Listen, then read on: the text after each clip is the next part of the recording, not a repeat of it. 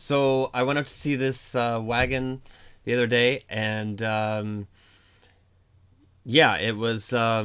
I should mention there that it was like 140,000 kilometers. So after I learned a little bit about it online at places like this, about like what kind of things I can expect to see or, you know, Scotty. yeah, um, I just checked out like as much as I could online, Carfax. giving myself 20 minutes to do it or whatever. Did So, you have the VIN number for that? well, I got it later on in this inspection. So, Alright. so from these wheels, like these look really rough. You can see around the edge of the rim.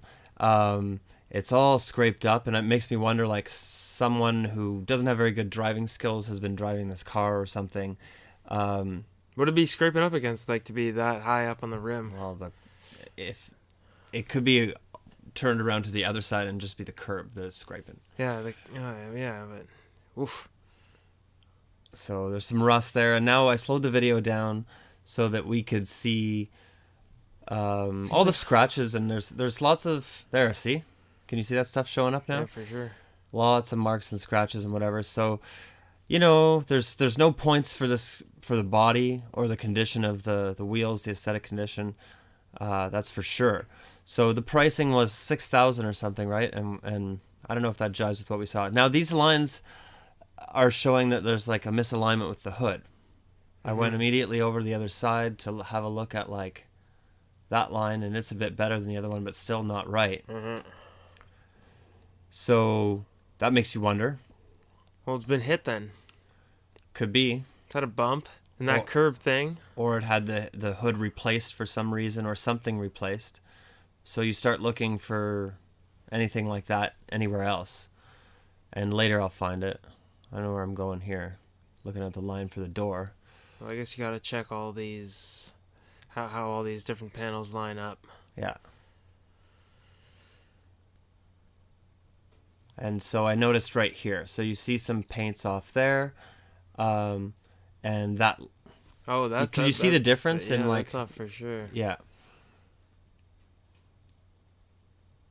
And so I'm back around to this side. I don't know.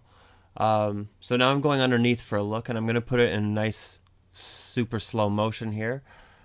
And it looked pretty like clean underneath. So I had learned about Subarus from Scotty Kilmer or whatever. Like he doesn't like the transmission in Subarus, so I'm looking for any kind of leaks from that. And also, the engines are known to, when the head gasket starts to go, you can start to have some oil leaking and stuff, and you don't want to really find that because you don't know how long it's been like that in a used car. So I don't want to see anything like that. I don't want to see any rust, and it seemed pretty clean underneath. I don't know if people watching this video will be able to like pick out, if you know Subarus really well, if you can pick out something that didn't look good in any of this footage.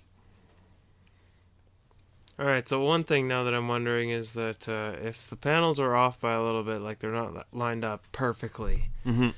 maybe it has been in a little bit of a bump then, but it wasn't that big of a deal. So, but why should somebody care about that when they're buying a used car? Because it can just, when you have any little misalignment in the frame and the shape of the car, it's gonna cause the alignment of the wheels and everything to be off. It's gonna cause everything to like run rough and to wear differently, and things can get pinched. Here's the back end. You can see like the muffler's newer than the rest of the exhaust. There was a flange there at first, and we're going to see a flange for a second here. It's going to dip down. It's a big chunk of snow in our way there. Yeah, you can barely see that flange, but those flanges are really rusty, but are probably still serviceable. And yeah, it's weird how some stuff on this car is not rusty at all, and then other stuff is really rusty. But anyways, I couldn't see anything to be particularly concerned about at the rear end there. But it all seems weird. Like it did seem like the thing was hit, or like that the bumper was replaced, or something was... No, more than the bumper, right? Because it was definitely off, that first line on the driver's side between the hood and the quarter panel. I think, you know what?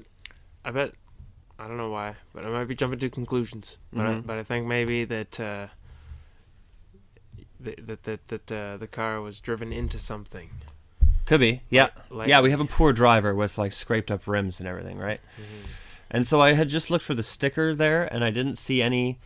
Like it was like the stickers had been removed for the mileage for the oil change and stuff. So when I got home, because I took the VIN number, I checked that, and it didn't show any accidents. But it doesn't mean that something didn't happen. Well, if you're just bumping into a wall by yourself, you don't have to tell anybody about it or something. You know, if you're just hitting a pole in a parking lot. Yeah, I guess not, right? So, but it depends on if the frame gets bent, and I couldn't see the frame get bent. Anyways, if anyone's watching this, tell me if you think this car is worth $6,000, and leave a comment. Thanks, bye.